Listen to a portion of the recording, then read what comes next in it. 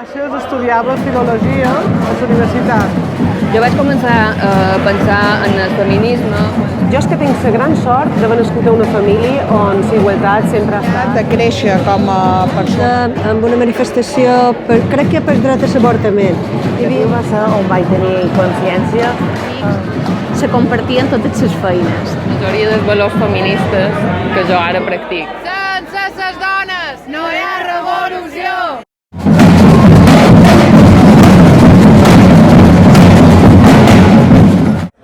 Bé, en aquesta foto tenia 21 anys, treballava a l'Ajuntament de Palma i als hores baixes estudiava filologia a la universitat.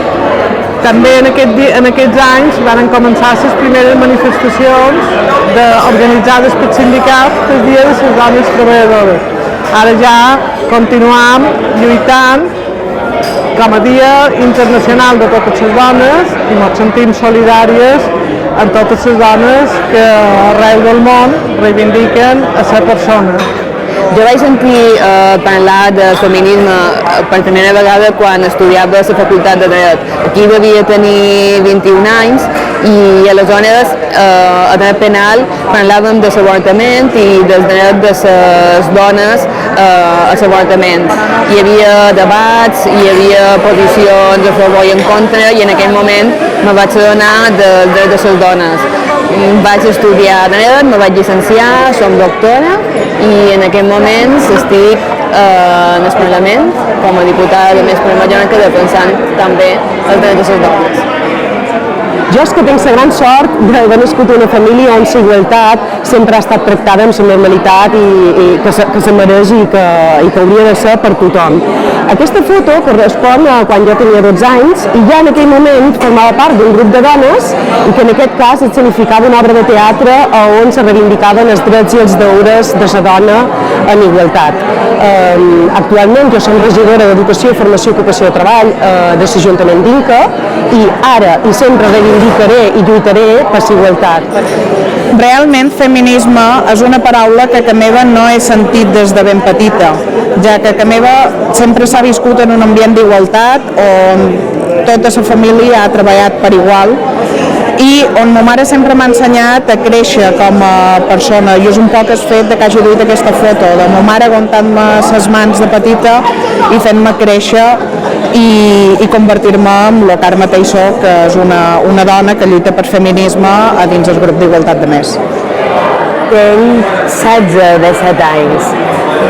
Aquesta foto és una excursió feta en l'escola i allà a l'escola i en el món educatiu va ser on vaig tenir consciència de les reivindicacions feministes i va ser la classe d'història que vaig estudiar, vaig conèixer les sufragistes i clar, a mi me van impressionar perquè l'any 90 pensar que a principis de segle hi havia dones que no podien votar i que van fer una reivindicació per poder fer-ho me va sobtar moltíssim. Ara bé, per jo el verdader feminisme, les que m'han fet posar les ulleres liles han estat les meves companyes de Més.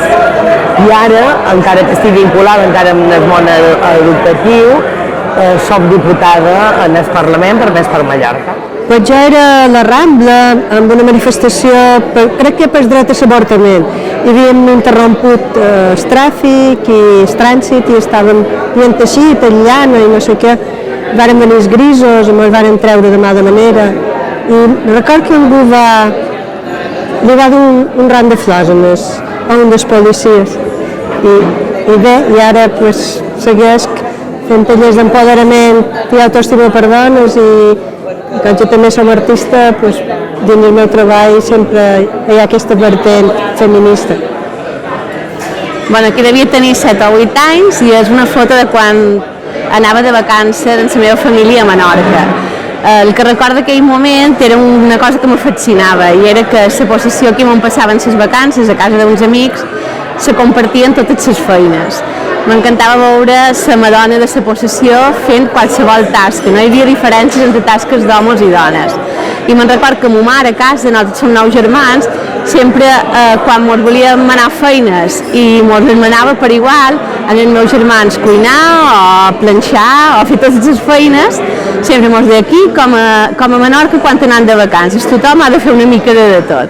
No? És una anècdota curiosa que sempre m'agrada recordar de quan era més joveneta. I supos que aquell esperit que me van inculcar a casa me va dur que en el pas dels anys, ara anys després, me dediqui un poc des del meu àmbit, ara som consellera del Consell Insular i també regidora de l'Ajuntament de Bunyola, regidora d'Igualtat, primera regidora d'Igualtat de l'Ajuntament, me dediquin a això, a intentar anar parlant les diferències que hi ha entre homes i dones.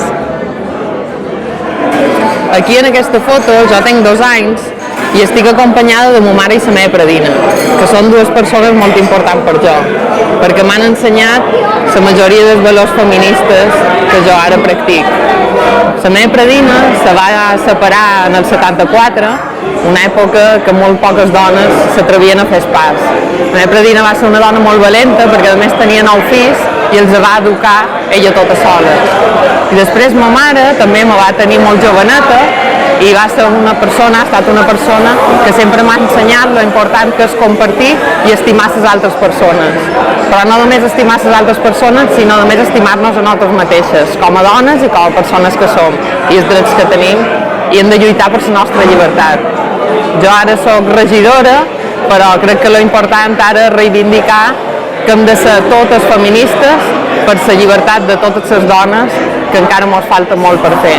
Però també voldria demanar a tots els nostres companys, als nostres amics, als nostres pares, a tots els homes, que s'unesquin per aquesta lluita.